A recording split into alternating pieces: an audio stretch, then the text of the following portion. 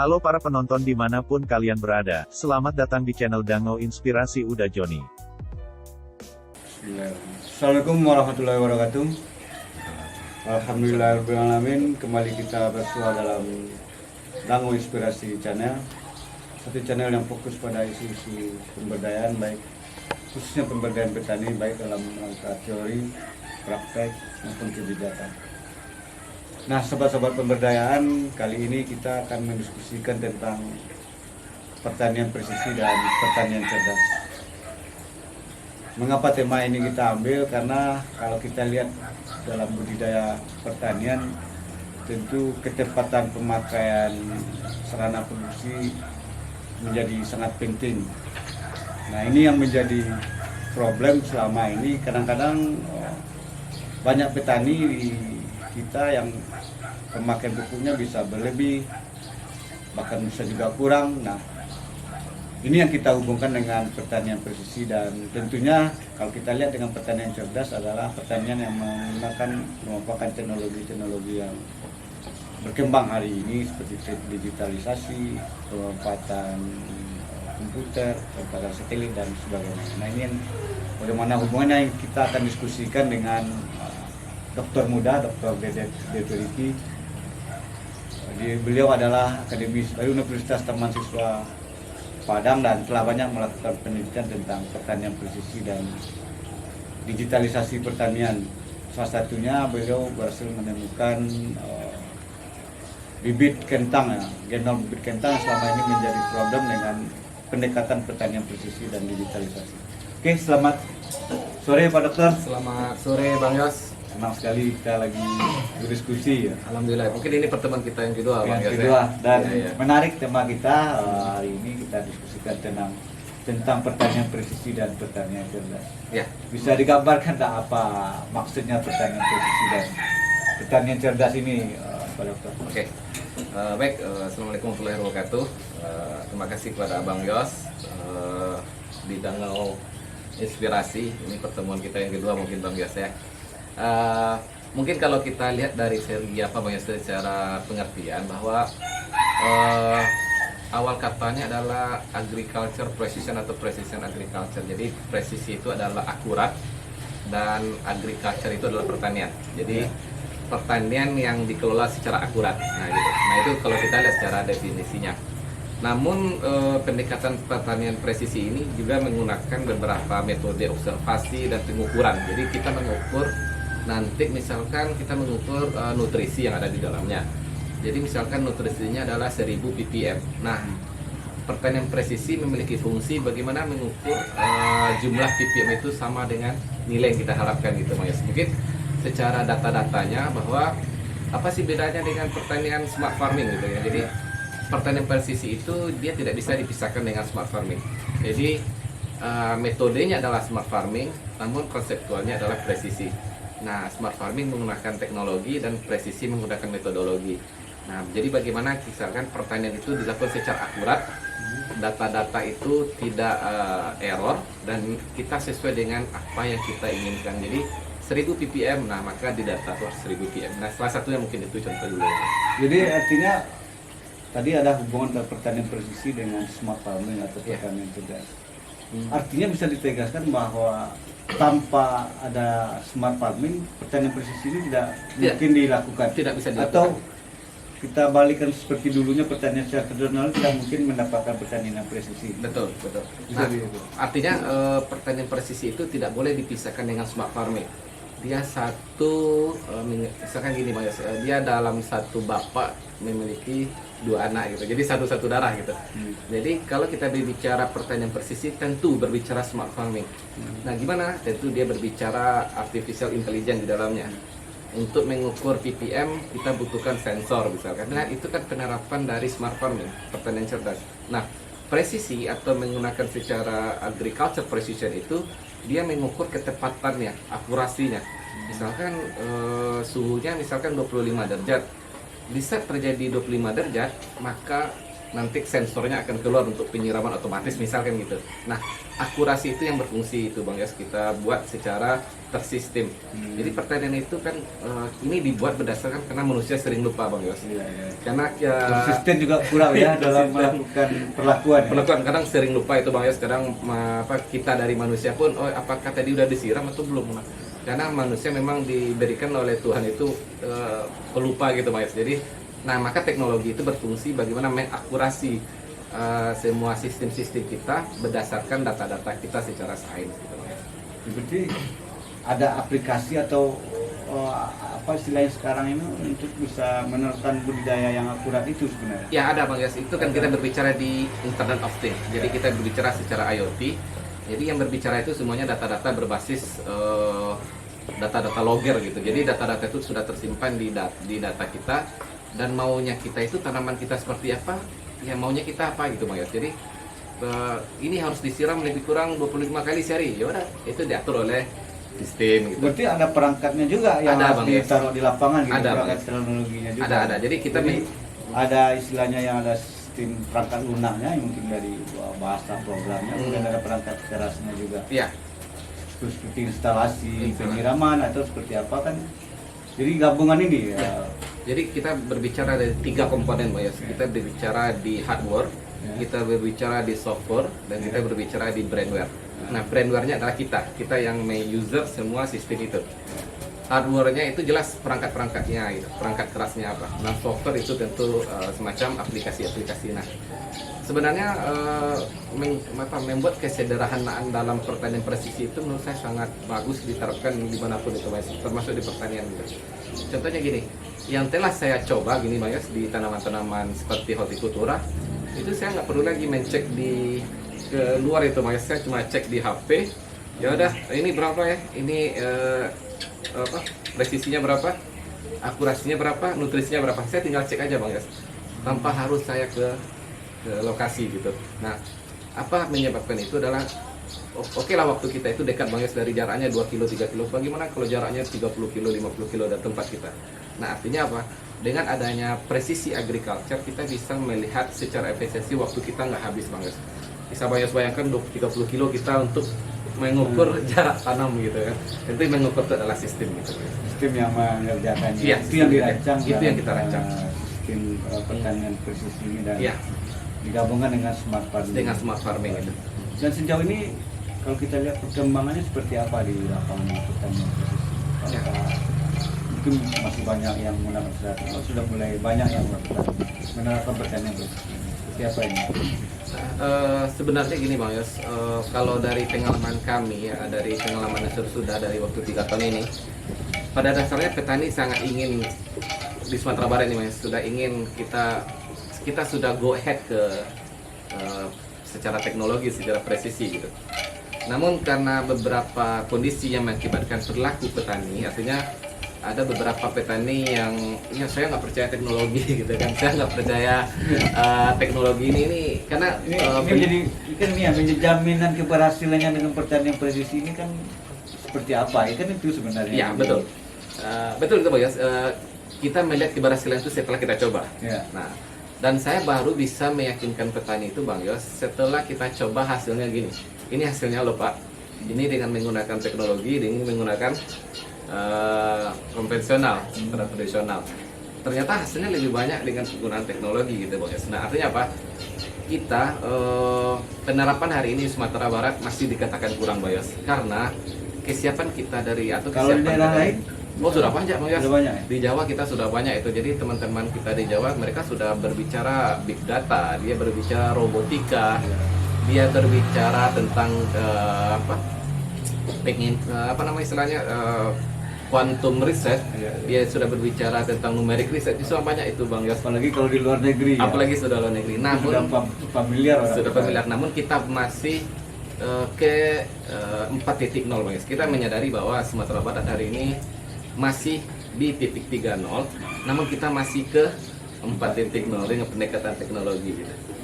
Nah, katakanlah sekarang orang mulai menerapkan pertanian presisi dengan perangkat ya, teknologinya ya, mulai dari hardware, software dan sampai brandware-nya. Ya. tentu ini tidak bisa dilepaskan dari pembiayaan sebenarnya. Ya, Menurut pandangan Pak Dokter ini seberapa besar peningkatan pembiayaan, atau mungkin di sini biaya sangat besar sementara hasilnya mungkin belum juga menjamin. Nah, seperti apa ini dari sisi biaya yang digunakan dalam pertanian presisi ini? ya. Kalau kita bandingkan dengan sistem yang sebelumnya. Ya, jadi kalau saya yang telah saya coba Bang Yosa, biaya itu tentu berhubungan lurus dengan manfaat yang kita terima, itu jelas ya. Artinya biaya yang tinggi kita bikinnya tentu berhubungan dengan kemurahan kita bekerja. Nah, jadi yang kita lihat secara biaya Bang Yos, saya melihat biaya untuk membuat teknologi itu tidak terlalu mahal Bang Yos. Namun di start tentu yang akan menjadi persoalan itu adalah bagaimana perawatannya. Nah, setiap 1 tahun harus kita perawatan maintenance-nya, kita rawat. Nah, itu tentu butuh biaya. Jadi kemarin kalau kita hubungkan dengan presisi agriculture, untuk biayanya itu tidak terlalu mahal Bang Yos. Kemarin saya bikin untuk di Bukit Tinggi itu ada sekitar 5 juta untuk smart greenhouse Bang Yos. Jadi kita bikin sensor aja, kita coding di sistem, selesai gitu Bang Yos, nggak terlalu ribet sih. Biaya tentu dikaitkan dengan keuntungan yang didapatkan Iya. sebenarnya. Nah, tentu tidak seluruh komoditi mungkin yang harus Iya. menerapkan pertanian presisi ini, atau memang bisa di seluruh komoditi walaupun dari sisi pasarnya keuntungan tidak terlalu besar. Seperti apa ini pemilihan komoditi dalam pertanian presisi ini? Iya. Atau ada hal-hal khusus nggak yang kalau ini bisa diterapkan pertanian presisi ini? Iya. Mungkin masih belum dilihat dari sisi pembiayaan Oke. tadi. Betul itu kata Bang Yos tadi, bahwa pemilihan pertanian presisi itu tergantung komoditi, itu jelas. Tidak mungkin sama dengan komoditi kentang dengan bawang merah. Bawang merah dicoba di pertanian presisinya dengan singkong berbeda, dengan jahe berbeda, dengan komoditas hortikultura lain tentu berbeda. Nah, namun saya bisa melihat Bang Yos, setiap komoditi itu memiliki cara tersendiri dalam membuat pertanian itu secara akurat. Ya. Pasti itu Bang Yos, karena bawang merah misalkan dia panen lebih kurang 88 hari kalau nggak salah itu Bang Yos. Nah, tentu kentang itu bisa ditanam atau panennya lebih kurang 90 hari misalkan itu. Nah, bagaimana kita membuat pola itu sedemikian rupa? Nah, jadi kalau saya coba tanya, saya klarifikasi dari Bang Yos tadi, setiap komoditi pertanian itu memiliki cara yang berbeda di dalam pertanian presisi. Tapi bisa dibuatkan Bang Yos. Jadi intinya pertanian presisi ini bisa diterapkan di seluruh Bisa. komoditi, cuman mungkin Metodenya. metodenya yang Iya. atau pendekatan apa yang harus ditingkatkan kualitasnya Iya, betul. dalam pertanian Dalam pertanian. pendekatan pertanian presisi Ya, ini. Ya. bisa jadi pertanian itu caranya di suhu 25 derajat. Misalkan di satu komoditi suhunya 30 derajat gitu. Nah, artinya secara komoditi itu bisa. Mereka memiliki satu keunikan yang berbeda-beda gitu. Ya, tapi kaitan kan hubungannya dengan biaya lagi pasar Ya. kan, Ya. keuntungan kan yang harus kita lihat betul kan kalau kita terapkan pertanian presisi. Sementara biaya yang dikeluarkan menjadi sangat besar, di sisi lain keuntungan tidak meningkat ya karena soal pasar, soal tidak ada persoalan yang mendesak betul di atas. Nah, mungkin tidak pas juga. Ya, Kalau kita kasuskan dengan kentang mungkin bibit memang mahal mestinya. ya. Bibit kentang itu kan mahal dan itu yang kita coba gunakan pendekatan. Mungkin di bawang mungkin berbeda lagi Ya. kasusnya. Nah, bisa enggak lebih didetailkan ini? Nah, jika kita lihat secara data Bang Yos, bahwa kita hari ini pertanian di Sumatera Barat ini Bang Yos, itu fokus kita di on farm sebenarnya. Di on farm Ya, kita fokus di on farm. Oke lah, kita tidak lepas dari penyediaan benih, sarana ini semuanya. Namun yang paling penting itu adalah pasar. Nah, pasar hari ini yang kita mendefinisikan pasar itu Bang Yos bukan lagi persoalan bertemunya penjual dan pembeli, Ya. tapi terjadinya transaksi supply dan demand. Nah, itu kita melihat definisi pasar hari ini Bang Yos. Bisa jadi kita ke pasar itu tidak ke pasar gitu. Bisa jadi kita tengok-tengok ke pasar. Nah, namun jika terjadi transaksi supply dan demand, itu baru kita katakan pasar. Apa solusinya? Nah, solusinya itu dalam pertanian presisi kita menggunakan sistem blockchain. Nah, blockchain itu sudah dia masih baru ya, masih baru di.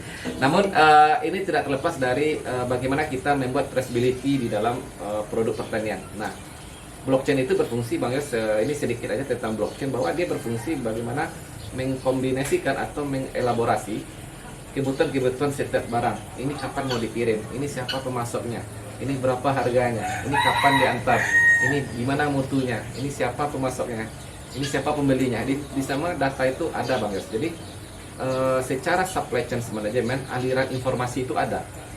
Selebihnya persoalan kita kan selama ini kan aliran informasi kita ditutup Bang Yos.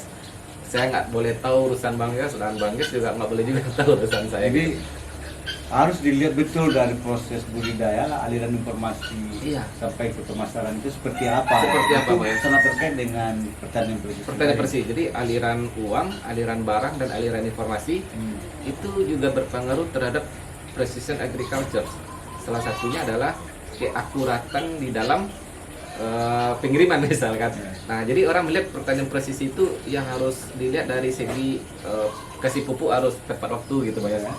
Kita harus keluar dari cara berpikir itu. Harus lebih keluar lagi Pak ya. Artinya ketepatan itu tidak dilihat dari berdasarkan pupuk yang ada, namun bagaimana ketepatan pengiriman sampai ke pasar. Jadi yang diutamakan itu terakhir di pasar ini Pak ya gitu. Jadi ketepatan dalam soal budidaya, ketepatan dalam pengolahan, panen sampai ketepatan pasarnya Pak Yas. barangnya sampai hadir di pasar. Ya, berapa hari sampai di pasar. Nah, pertanian presisi itu yang kita coba masukkan Pak Yas. Jadi tidak hanya presisi di akurat di teknologinya pupuknya berapa, 1000 ppm berapa, tidak. Tapi kita harus lebih keluar lagi bahwa akurat itu tidak hanya di on farm, namun juga di off farm. Gitu. Lalu kalau di off farmnya smart farmingnya seperti apa ini bisa penerapannya? Ya, Kan kita kaitkan dengan sistem sistem digitalisasi, ya.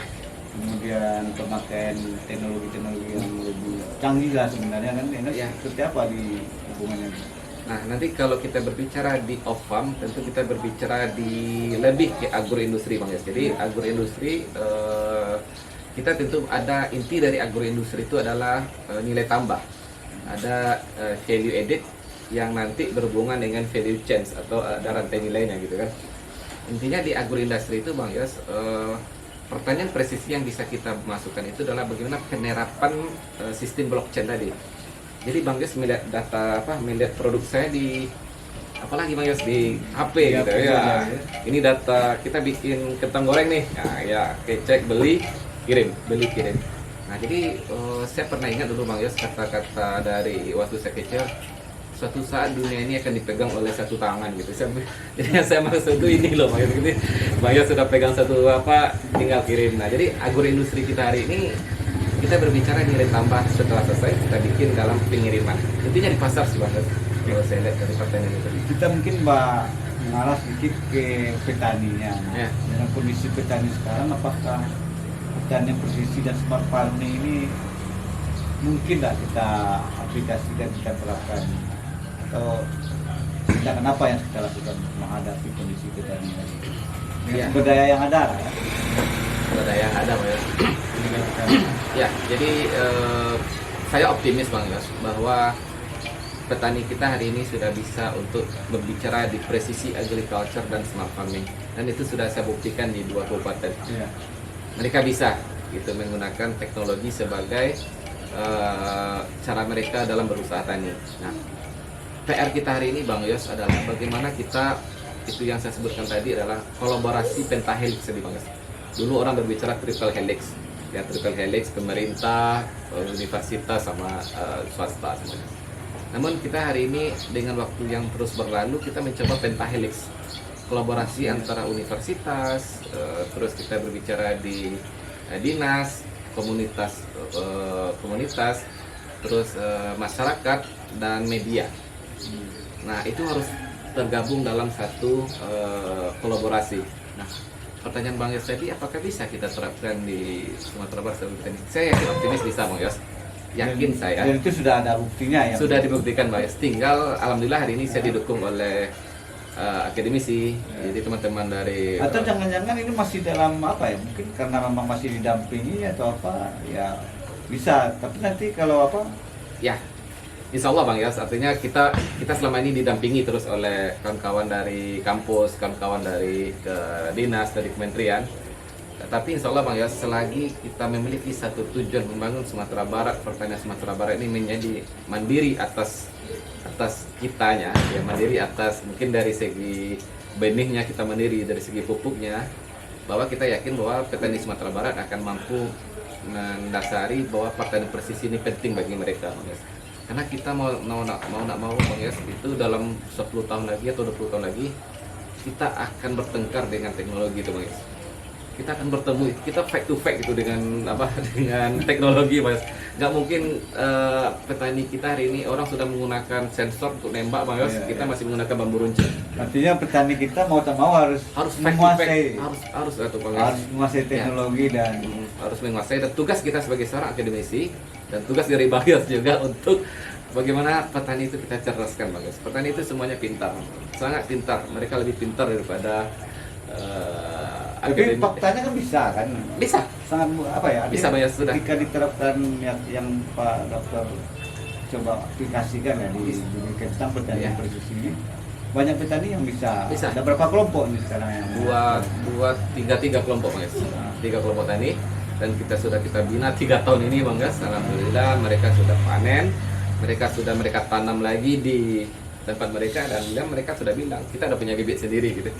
Nah, artinya bisa menyelesaikan persoalan bibit ya, kita tidak tergantung lagi dengan ya khususnya petani sana, tergantung lagi dengan bibit. Ya, kita nggak dari luar kita udah aman, Bang Yos. Kita punya intinya mandiri atas kebutuhan kita, Bang Yos. Kita nggak minta lagi ke harganya berapa, Bang Yos, 45.000 per kilo. Ngapain kita beli, bisa kita bibit sendiri aja. Kita miliki sumber daya semuanya, Bang.